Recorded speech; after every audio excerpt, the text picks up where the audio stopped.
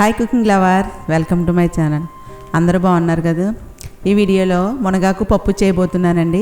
ఈ మునగాకులో iron, calcium, vitamin C కూడా పుష్కలంగా ఉన్నాయి. ఐరన్ లోపం ఉన్నవాళ్ళు, అలాగే మోకాళ్ళ నొప్పులు ఉన్నటువంటి వాళ్ళు, లేడీస్కి జనరల్గా మోకాళ్ళ నొప్పులు ఎక్కువ ఉంటాయి కదండి, వాళ్ళకైతే ఈ మునగాకు చాలా బాగా పనిచేస్తుంది. ఈ మునగాకు పెసరపప్పు అయితే చాలా బాగుంటుందండి. అలాగే ఆరోగ్య ప్రయోజనాలు కూడా చాలా ఉన్నాయి ఈ మునగాకులో. ఈ మునగాకు పప్పుని ఏ విధంగా తయారు చేయాలో ఆలస్యం చేయకుండా వీడియోలోకి వెళ్ళిపోదామా.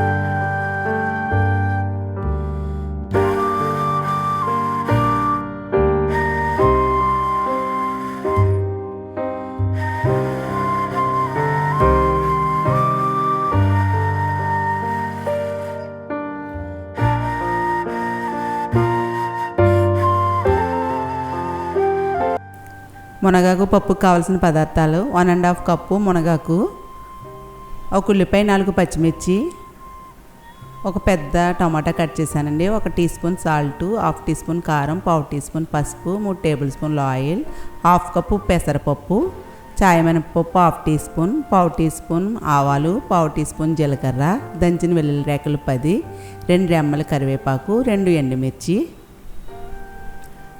ఈ మునగాకండి లేతగా ఉన్న మునగాకు తీసుకున్నాను. ఫ్రెష్గా ఉన్న మునగాకు తీసుకోవాలండి. మునగాకుని శుభ్రం చేసుకోవాలి. ఎటువంటి చెడది ఏమి లేకుండా చూసుకుని శుభ్రం చేసుకుని కాళ్ళు ఏమన్నా ఉంటే తీసేసుకోవాలి. ఇదిగోండి, ఫ్రెష్గా ఉన్న మునగాకు తీసుకోవాలండి. అందులో అయితే ఎక్కువ విటమిన్స్ ఉంటాయి. మాకైతే ఎక్కడ పడితే అక్కడ ఈ మునగ చెట్లు ఉంటుంటాయండి. ఎప్పుడు కావాలంటే అప్పుడు ఫ్రెష్గా తెచ్చుకుని వండేసుకోవచ్చు. ఈ మునగాకులో వాటర్ వేసి శుభ్రంగా ఒకసారి కడిగేసి తీసేసిన తర్వాత వాటర్ వేసి నానబెట్టుకోవాలి. కాసేపు వాటర్ వేసి కాసేపు ఇలా ఉంచుదామండి. ఇప్పుడు స్టవ్ వెలిగించి ఒక గిన్నె పెడుతున్నాను ఈ పప్పు చేయడానికి. నేను పప్పు చేయడానికి పెసరపప్పు తీసుకున్నానండి. 1/2 కప్ తీసుకుంటున్నాను. ఇదైతే 100 గ్రాములు ఉంటుంది వెయిట్లో. లో ఫ్లేమ్లో లైట్గా ఫ్రై చేస్తే చాలు. ఇది ఇలా వేయించి పప్పు చేయడం వల్ల టేస్ట్ బాగుంటుందండి. ఈ విధంగా లైట్గా వేగిన తర్వాత ఇందులోకి వాటర్ వేసుకుని ఒకసారి కడిగేసి వాటర్ తీసేయాలి. మీకు టైం ఉంటే ఒక అరగంట సేపు పప్పు నానబెట్టుకుని పప్పు చేసుకుంటే మనకు త్వరగా ఉడికిపోతుందండి. టైం లేకపోతే వెంటనే చేసేసుకోవచ్చు. కాకపోతే కొంచెం టైం పడుతుంది, ఎందుకంటే పప్పును వేయించాం కదా. ఇందులోకి 1/2 కప్ తీసుకున్నాను కదా పప్పు, 4 1/2 కప్పులు వేస్తున్నాను. 2 కప్పులండి వాటరు. ఈ వాటర్ వేసి లో ఫ్లేమ్లో ఉడికిస్తున్నానండి. 5 నిమిషాలకి ఇలా 2-3 పొంగులు వచ్చాయి. ఇదిగోండి, 1/2 ఉడికింది పప్పు. పూర్తిగా ఉడకక్కర్లేదండి, పెసరపప్పే కదా. కొద్దిగా ఉడికిన తర్వాత ఇందులోకి కట్ చేసిన టమాటా, ఉల్లిపాయ, పచ్చిమిర్చి ముక్కలు, అలాగే శుభ్రం చేసిన మునగాకు కూడా వేసేసుకుని ఇందులోకి 1/2 టీ స్పూన్ పసుపు, 1/2 టీ స్పూన్ కారం వేసుకుని ఒకసారి బాగా కలుపుకుని మూత పెట్టి ఉడకనివ్వండి. ఇలా మూత పెట్టి ఉడకనిస్తే ఇందులో ఉన్న విటమిన్స్ పోకుండా ఉంటాయి. మీడియం ఫ్లేమ్లో ఉడకనివ్వండి. మీకు టైం లేకపోతే కుక్కర్లోనే ఇవన్నీ కలిపి పెట్టేసుకోవచ్చు. కాకపోతే ఇలా మనం గిన్నెలో వేసుకుని ముందు పప్పు ఉడికించిన తర్వాత ఇవన్నీ వేసుకుంటే టేస్ట్ బాగుంటుందండి. పెసరపప్పు ఉడికిపోయింది. ఇందులోకి పింక్ సాల్ట్ వేస్తున్నానండి, 1 టీ స్పూన్. మీరు రుచికి తగ్గట్టు వేసుకోండి.